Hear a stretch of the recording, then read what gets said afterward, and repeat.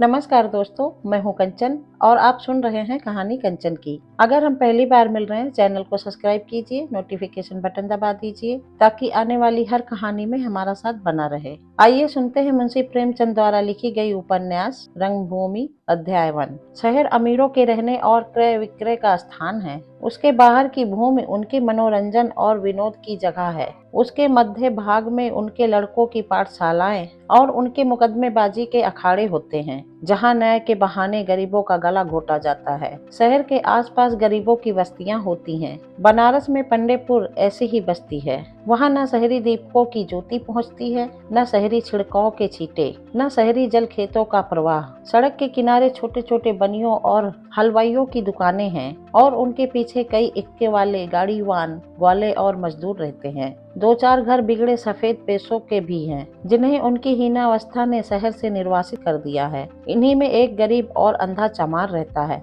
जिसे लोग सूरदास कहते हैं। भारतवर्ष में अंधे आदमियों के लिए ना नाम की जरूरत होती है, ना काम की। सूरदास उसका बना बनाया नाम है और भीख मांगना बना बनाया काम है। उनके गुण और स्वभाव की जगत प्रसिद्धि है। गाने बजाने में विशेष रुचि, हृदय में विशेष अनुराग, अध्यात्म और भक्ति के विशेष प्रेम उनके स्वाभाविक लक्षण हैं। बाहर दृष्ट बंद और अंतर दृष्ट खुली हुई। सूरदास एक बहुत ही श्रीणकाय, दुर्बल और सरल व्यक्ति था। उसे दैव ने कदाचित भीख मांगने ही के लिए बनाया था। वह नित्य प्रत लाठी टेकता हुआ पक्की सड़क पर आ बैठता और राहगीरों की जान की खैर मनाता। दाता भगवान तुम्हारा कल्याण करे, यही उसकी टेक थी और इसी को वह बार बार दोहराता था। कदाचित वह इसे लोगों की दया प्रेरणा का मंत्र समझता था। पैदल चलने वालों को वह अपनी जगह पर बैठे बैठे दुआएं देता था, लेकिन जब कोई इक्का निकल आता तो वह उसके पीछे दौड़ने लगता और बग्घियों के साथ तो उसके पैरों में पर लग जाते थे।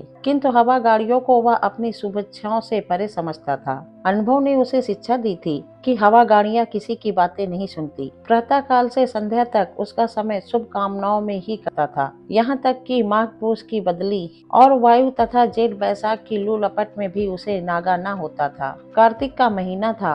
वायु में सुखद शीलता आ गई थी। संध्या हो चुकी थी। सूरदास अपनी जगह पर मूर्तिवत बैठा हुआ किसी इक्के या बग्घी के आशापद शब्द पर कान लगाए था। सड़क की दोनों ओर पेड़ लगे हुए थे। गाड़ी वालों ने उनके नीचे गाड़ियां ढील दी। उनके पछाही बैल टाक के टुकड़ों पर खली और भूसा खाने लगे। गाड़ी वालों ने भी उपले जला लिए। कोई चादर पर आटा गूंथता था, कोई गोल गोल बटिया बनाकर उपलों पर सेकता था। किसी को बर्तनों की जरूरत न थी। सालन के लिए घुइयां का भुर्ता काफी था और इस दरिद्रता पर भी उन्हें कुछ चिंता न थी। बैठे बाटियां सेकते और गाते थे। बैलों के गले में बंधी हुई घंटियां मंजीरों का काम दे रही थी। गणेश गाड़ीवान ने सूरदास से पूछा, क्यों भगत, ब्याह करोगे? सूरदास ने गर्दन हिलाकर कहा, कहीं है डौल? गणेश, हाँ है, क्यों नहीं। एक गांव में एक सुरिया है, तुम्हारी ही जात बिरादरी की है। कहो तो बातचीत पक्की करूं। तुम्हारी बारात में 2 दिन मजे से बाटियां लगे। सूरदास, कोई जगह बताएं जहां धन मिले और इस भिखमंगी से पीछा छूटे। अभी अपने पेट की ही चिंता है, तब एक अंधी की और चिंता हो जाएगी। ऐसी बेड़ी पैर में नहीं डालता। बेड़ी ही है तो सोने की तो हो। गणेश, लाख रुपए की मेहरिया ना पा जाओगे? रात को तुम्हारे पैर दबाएगी, सिर में तेल डालेगी तो एक बार फिर जवान हो जाओगे। ये हड्डियां न दिखाई देगी। सूरदास, तो रोटियों का सहारा भी जाता रहेगा। ये हड्डियां देखकर ही तो लोगों को दया आ जाती है। मोटे आदमी को भीख कौन देता है? उल्टे और ताने मिलते हैं। गणेश, अजी नहीं, वह तुम्हारी सेवा भी करेगी और तुम्हें भोजन भी देगी। बेचन शाह के यहाँ तिलहन झाड़ेगी तो 4 आने रोज पाएगी। सूरदास, तब तो और भी दुर्गत होगी। घरवाली की कमाई खाकर किसी को मुंह दिखाने लायक भी न रहूंगा। सहसा एक फिटन आती हुई सुनाई दी। सूरदास लाठी देखता हुआ उठ खड़ा हुआ। यही उसकी कमाई का समय था। इसी समय शहर में रईस और महाजन हवा खाने आते थे। फिटन ज्यों ही सामने आई, सूरदास उसके पीछे। दाता भगवान तुम्हारा कल्याण करे, कहता हुआ दौड़ा। फिटन के सामने की गद्दी पर मिस्टर जॉन सेवक और उनकी पत्नी मिसेज जॉन सेवक बैठी हुई थी। दूसरी गद्दी पर उनका जवान लड़का प्रभु सेवक और छोटी बहन सोफिया सेवक थी। जॉन सेवक दोहरे बदन के गोरे चिट्टे आदमी थे। बुढ़ापे में भी चेहरा लाल था। सिर और दाढ़ी के बाल खिचड़ी हो गए थे। पहनावा अंग्रेजी जो उन पर खूब खिलता था। मुख आकृति से गरूर और आत्मविश्वास झलकता था। मिसेज सेवक को कालगति ने अधिक सताया था। चेहरे पर झुर्रियां पड़ गई थी और उसके हृदय की संकीर्णता टपकती थी। जिसे सुनहरी ऐनक भी न छिपा सकती थी। प्रभु सेवक की मसें भीग रही थी। छरहरा डील, एक हरा बदन, निस्तेज मुख, आंखों पर ऐनक, चेहरे पर गंभीरता और विचार का गाढ़ा रंग नजर आता था। आंखों में करुणा की ज्योति सी निकली पड़ती थी। वह प्रकृति सौंदर्य का आनंद उठाता हुआ जान पड़ता था। मिस सोफिया बड़ी बड़ी रसीली आंखों वाली लज्जाशील युवती थी। देह अति कोमल, मानो पंचभूतों की जगह पुष्पों से उसकी सृष्टि हुई हो। रूप अति सौम्य, मनोलज्जा और विनय मूर्तिमान हो गई हो। सिर से पांव तक चेतना ही चेतना थी, जड़ का कहीं आभास तक न था। सूरदास फिटन के पीछे दौड़ता चला आता था। इतनी दूर तक और इतने वेग से कोई मजा हुआ खिलाड़ी भी न दौड़ सकता था। मिसेस सेवक ने नाक सिकोड़ कर कहा, इस दुष्ट की चीख ने तो कान के पर्दे फाड़ डाले। क्या यह दौड़ता ही चला जाएगा? मिस्टर जॉन सेवक बोले, इस देश में सिर से यह बला न जाने कब टलेगी। जिस देश में भीख मांगना लज्जा की बात न हो, यहाँ तक कि सर्वश्रेष्ठ जातियां भी जिसे अपने जीवन व्रत बना ले, जहाँ महात्माओं का एकमात्र यही आधार हो, उसके उद्धार में अभी शताब्दियों की देर है। प्रभु सेवक, यहाँ यह प्रथा प्राचीन काल से चली आती है। वैदिक काल में राजाओं के लड़के भी गुरुकुलों में विद्या लाभ करते समय भीख मांगकर अपना और अपने गुरु का पालन करते थे।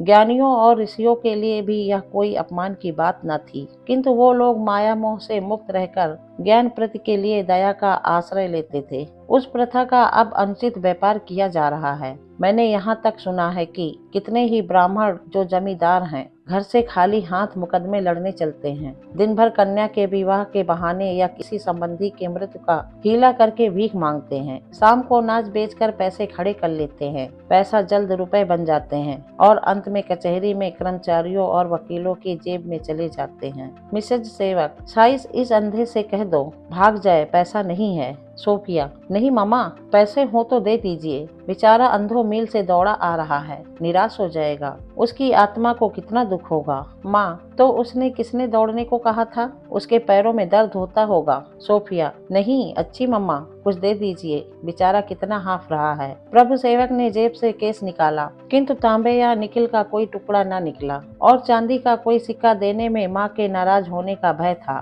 बहन से बोले, सोफी खेद है, पैसे नहीं निकले। साइस अंधे से कह दो धीरे धीरे गोदाम तक चला आए, वहाँ शायद पैसे मिल जाएं। किंतु सूरदास को इतना संतोष कहाँ। जानता था गोदाम पर कोई भी मेरे लिए खड़ा न रहेगा। कहीं गाड़ी आगे बढ़ गई तो इतनी मेहनत बेकार हो जाएगी। गाड़ी का पीछा न छोड़ा, पूरे 1 मील तक दौड़ता चला गया, यहाँ तक कि गोदाम आ गया और फिटन रुकी। सब लोग उतर पड़े। सूरदास भी एक किनारे खड़ा हो गया, जैसे वृक्षों के बीच में ठूठ खड़ा हो। हाँफते हाँफते बेदम हो रहा था। मिस्टर जॉन सेवक ने यहाँ चमड़ी की आदत खोल रखी थी। ताहिर अली नाम का एक व्यक्ति उसका गुसामत था, बरामदे में बैठा हुआ था। साहब को देखते ही उसने उठकर सलाम किया। जॉन सेवक ने पूछा, कहिए खां साहब, चमड़े की आमदनी कैसी है? ताहिर, हुजूर, अभी जैसी होनी चाहिए वैसी तो नहीं है, मगर उम्मीद है कि आगे अच्छी होगी। जॉन सेवक, कुछ दौड़ धूप कीजिए, एक जगह बैठे रहने से काम न चलेगा। आसपास के देहातों में चक्कर लगाया कीजिए। मेरा इरादा है कि म्युनिसिपैलिटी के चेयरमैन साहब से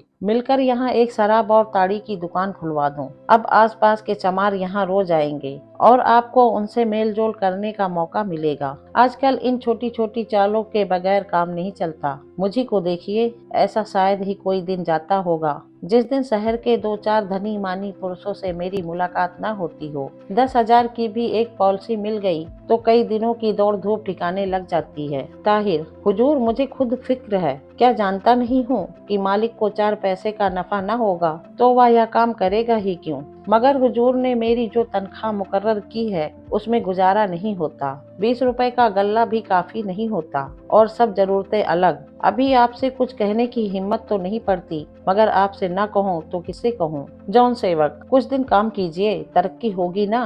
कहाँ है आपका हिसाब किताब, लाइए देखूं। यह कहते हुए जॉन सेवक बरामदे में एक टूटे हुए मोड़े पर बैठ गए। मिसेस सेवक कुर्सी पर बैठी। ताहिर अली ने हिसाब की बही सामने लाकर रख दी। साहब उसकी जांच करने लगे। 2-4 पन्ने उलट पलट कर देखने के बाद नाक सिकोड़ कर बोले, अभी आपको हिसाब किताब लिखने का सलीका नहीं है, उस पर आप कहते हैं तरक्की कर दीजिए। हिसाब बिल्कुल आईना होना चाहिए। यहाँ तो कुछ पता नहीं चलता कि आपने कितना माल खरीदा और कितना माल रवाना किया। खरीदारी को उपरत खाता एक आना दस्तूरी मिलती है, वह कहीं दर्ज ही नहीं है। ताहिर, क्या उसे भी दर्ज कर दूं? जॉन सेवक, क्यों? वह मेरी आमदनी नहीं है। ताहिर, मैंने तो समझा कि वह मेरा हक है। जॉन सेवक, हरगिज नहीं, मैं आप पर गबन का मामला चला सकता हूँ, त्योरियां बदलकर। मुलाजिमों का हक है, खूब, आपका हक तनख्वाह, इसके सिवा आपको कोई हक नहीं है। ताहिर, हुजूर, अब आइंदा ऐसी गलती न होगी। जॉन सेवक, अब तक आपने इस मद में जो रकम वसूल की है वह आमदनी में दिखाइए। हिसाब किताब के मामले में मैं जरा भी रियायत नहीं करता।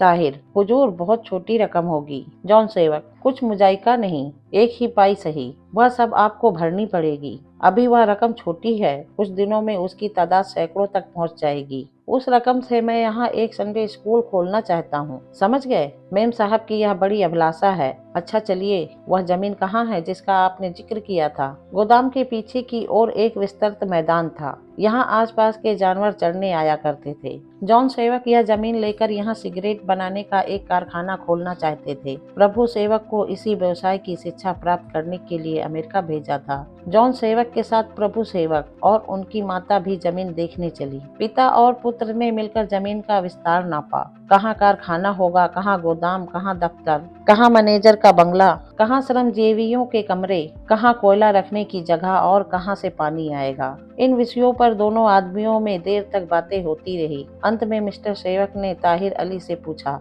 यह किसकी जमीन है? ताहिर, हुजूर, यह तो ठीक नहीं मालूम, अभी चलकर यहाँ किसी से पूछ लूंगा, शायद नायक राम पंडा की हो। साहब, आप उससे यह जमीन कितने में दिला सकते हैं? ताहिर, मुझे तो इसमें भी शक है कि वह इसे बेचेगा भी। जॉन सेवक, अजी, बेचेगा उसका बाप, उसकी क्या हस्ती है। रुपए के 17 आने दीजिए और आसमान के तारे मंगवा लीजिए। आप उसे मेरे पास भेज दीजिए, मैं उससे बात कर लूंगा। प्रभु सेवक, मुझे तो भय है कि यहाँ कच्चा माल मिलने में कठिनाई होगी। इधर लोग तंबाकू की खेती कम करते हैं। जॉन सेवक, कच्चा माल पैदा करना तुम्हारा काम होगा। किसान को ऊख या जौ गेहूं से कोई प्रेम नहीं होता। वह जिस जिन्स के पैदा करने में अपना लाभ देखेगा वही पैदा करेगा, इसकी कोई चिंता नहीं है। खां साहब, आप उस पंडे को मेरे पास कल जरूर भेज दीजिएगा। ताहिर, बहुत खूब, उसे कहूँगा। जॉन सेवक, कहूँगा नहीं, उसे भेज दीजिए। अगर आपसे इतना भी ना हो सका तो मैं समझूंगा आपको सौदा पटाने का जरा भी ज्ञान नहीं। मिसेज सेवक, अंग्रेजी में, तुम्हें इस जगह पर कोई अनुभवी आदमी रखना चाहिए था। जॉन सेवक, अंग्रेजी में, नहीं, मैं अनुभवी आदमी से डरता हूँ। वो अपने अनुभव से अपना फायदा सोचते हैं, तुम्हें फायदा नहीं पहुँचाते। मैं ऐसे आदमियों से कोसों दूर रहता हूँ। ये बातें करते हुए तीनों आदमी फिटन के पास गए। पीछे पीछे ताहिर अली भी थे। यहाँ सोफिया खड़ी सूरदास से बातें कर रही थी। प्रभु सेवक को देखते ही बोली, प्रभु, यह अंधा तो कोई ज्ञानी पुरुष जान पड़ता है, पूरा फिलोसफर है। मिसेज सेवक, तू जहाँ जाती है वहीं तुझे कोई न कोई ज्ञानी आदमी मिल जाता है। क्यों रे अंधे, तू भीख क्यों मांगता है? कोई काम क्यों नहीं करता? सोफिया, अंग्रेजी में, मम्मा, यह अंधा निरा गंवार नहीं है। सूरदास को सोफिया से सम्मान पाने के बाद ये अपमानपूर्ण शब्द बहुत बुरे मालूम हुए। अपना आदर करने वाले के सामने अपना अपमान कई गुना असहा हो जाता है। सिर उठाकर बोला, भगवान ने जन्म दिया है, भगवान की चाकरी करता हूँ, किसी दूसरे की ताबेदारी नहीं हो सकी। मिसेज सेवक, तेरे भगवान ने तुझे अंधा क्यों बना दिया? इसीलिए कि तू भीख मांगता फिरे? तेरा भगवान बड़ा अन्यायी है। सोफिया, अंग्रेजी में, मम्मा, आप इसका अनादर क्यों कर रही हैं कि मुझे शर्म आती है। सूरदास, भगवान अन्यायी नहीं है, मेरा पूर्व जन्म की कमाई ही ऐसी थी, जैसे कर्म किए हैं वैसा फल भोग रहा हूँ। यहाँ सब भगवान की लीला है। वह बड़ा खिलाड़ी है, घरौंदे बनाता बिगाड़ता रहता है, उसे किसी से बैर नहीं, वह क्यों किसी पर अन्याय करने लगा। सोफिया, मैं अगर अंधी होती तो खुदा को कभी माफ न करती। सूरदास, मिस साहब, अपने पाप सबको आप भोगने पड़ते हैं, भगवान का इसमें कोई दोष नहीं। सोफिया, मम्मा, यह रहस्य मेरी समझ में नहीं आता। अगर प्रभु यीशु ने अपने रुधिर से हमारे पापों का प्रायश्चित कर दिया तो फिर ईसाई समान दशा में क्यों नहीं है? अनमतावलंबियों की भांति हमारी जाति में अमीर गरीब, अच्छे बुरे, लंगड़े लूले, सभी तरह के लोग मौजूद हैं। इसका क्या कारण है? मिसेज सेवक ने अभी कोई उत्तर न दिया था कि सूरदास बोल उठा, मिस साहब, अपने पापों का प्रायश्चित हमें आप करना पड़ता है। अगर आज मालूम हो जाए कि किसी ने हमारे पापों का भार अपने सिर ले लिया तो संसार में अंधेर मच जाए। मिसेज सेवक, सोफी, बड़े अफसोस की बात है कि इतनी मोटी सी बात तेरी समझ में नहीं आती। हालांकि रेवरेंड पिम ने स्वयं कई बार तेरी शंका का समाधान किया है, प्रभु सेवक सूरदास से, तुम्हारे विचार में हम लोग को वैरागी हो जाना चाहिए क्यों? सूरदास, हाँ, जब तक हम वैरागी न होंगे दुख से नहीं बच सकते। जॉन सेवक, शरीर में भभूत मलकर भीख मांगना स्वयं सबसे बड़ा दुख है, यह हमें दुखों से क्यों कर मुक्त कर सकता है? सूरदास, साहब, वैरागी होने के लिए भभूत लगाने और भीख मांगने की जरूरत नहीं। हमारे महात्माओं ने तो भभूत लगाने और जटा बढ़ाने को पाखंड बताया है। वैराग तो मन से होता है, संसार में रहे पर संसार का होकर न रहे, इसी को वैराग कहते हैं। मिसेज सेवक, हिंदुओं ने ये बातें यूनानी से सीखी है, किंतु यह नहीं समझते कि इनका व्यापार में लाना कितना कठिन है। यह हो ही नहीं सकता कि आदमी पर दुख का असर न पड़े। इसी अंधे को अगर इस वक्त पैसे न मिले तो दिल में हजारों गालियां देगा। जॉन सेवक, हाँ, इसे कुछ मत दो, देखो क्या कहता है। अगर जरा भी भुनभुनाया तो हंटर से बातें करूंगा, सारा वैराग भूल जाएगा। मांगता है भीख, धोले धोले के लिए मीलों कुत्तों की तरह दौड़ता है। उस पर दावा यह है कि मैं वैराग हूँ। कोचवान से, गाड़ी फेरो, क्लब होते हुए बंगले चलो। सोफिया, मम्मा, कुछ तो जरूर दे दो, बेचारा आशा लगाकर इतनी दूर दौड़ा आया था। प्रभु सेवक, ओहो, मुझे तो पैसा भुनाने की याद ही न रही। जॉन सेवक, हरगिज नहीं, कुछ मत दो, मैं इसे वैराग का सबक देना चाहता हूँ। गाड़ी चली। सूरदास निराशा की मूर्ति बना हुआ अंधी आंखों से गाड़ी की तरफ ताकता रहा, मानो उसे अब भी विश्वास न होता था कि कोई इतना निर्दयी हो सकता है। वह उपचेतना की दशा में कई कदम गाड़ी के पीछे पीछे चला। सहसा सोफिया ने कहा, सूरदास, खेद है, मेरे पास इस समय पैसे नहीं हैं, फिर कभी आऊंगी तो तुम्हें इतना निराश न होना पड़ेगा। अंधे सूक्ष्मदर्शी होते हैं। सूरदास स्थिति को भली भांत समझ गया। हृदय में क्लेश तो हुआ पर बेपरवाही से बोला, मिस साहब, इसकी क्या चिंता, भगवान तुम्हारा कल्याण करे, तुम्हारी दया चाहिए, मेरे लिए यही बहुत है। सोफिया ने माँ से कहा, मम्मा, देखा आपने, इसका मन जरा भी मैला नहीं हुआ। प्रभु सेवक, हाँ, दुखी तो नहीं मालूम होता। जॉन सेवक, उसके दिल से पूछो। मिसेज सेवक, गालियां दे रहा होगा। गाड़ी अभी धीरे धीरे चल रही थी, इतने में ताहिर अली ने पुकारा, हुजूर, यह जमीन पंडा की नहीं है, सूरदास की है, यह कह रहे हैं। साहब ने गाड़ी रुकवा दी। लज्जित नेत्रों से मिसेज सेवक को देखा। गाड़ी से उतरकर सूरदास के पास आए और नर्म भाव से बोले, क्यों सूरदास, यह जमीन तुम्हारी है? सूरदास, हाँ हुजूर, मेरी ही है, बाप दादाओं की इतनी ही तो निशानी बच रही है। जॉन सेवक, तब तो मेरा काम बन गया। मैं चिंता में था कि न जाने कौन इसका मालिक है, उससे सौदा पटेगा भी या नहीं। जब तुम्हारी है तो फिर कोई चिंता नहीं। तुम जैसे त्यागी और सज्जन आदमी से ज्यादा झंझट न करना पड़ेगा। जब तुम्हारे पास इतनी जमीन है तो तुमने यह भेष क्यों बना रखा है? सूरदास, क्या करूं हुजूर, भगवान की जो इच्छा वह कर रहा हूँ। जॉन सेवक, तो अब तुम्हारी विपत्ति कट गई, बस यह जमीन मुझे दे दो। उपकार का उपकार और लाभ का लाभ, मैं तुम्हें मुंह मांगा दाम दूंगा। सूरदास, सरकार, पुरखों की यही निशानी है, बेचकर उन्हें कौन मुंह दिखाऊंगा। जॉन सेवक, यही सड़क पर एक कुआं बनवा दूंगा, तुम्हारे पुरखों का नाम चलता रहेगा। सूरदास, साहब, इस जमीन से मोहल्ले वालों का बड़ा उपकार होता है, कहीं एक अंगुल भर चरी नहीं है, आसपास के सब जानवर यहीं चरने आते हैं, बेच दूंगा तो जानवरों के लिए कोई ठिकाना न रह जाएगा। जॉन सेवक, कितने रुपए साल चरवाही लेते हो? सूरदास, कुछ नहीं, मुझे भगवान खाने भर को यूं ही दे देता है, तो किसी से चरवाही क्यों लूं? किसी का और कुछ उपकार नहीं कर सकता तो इतना ही सही। जॉन सेवक, आश्चर्य से, तुमने इतनी जमीन यूं ही चराई के लिए छोड़ रखी है? सोफिया सच कहती है कि तुम त्याग की मूर्ति हो।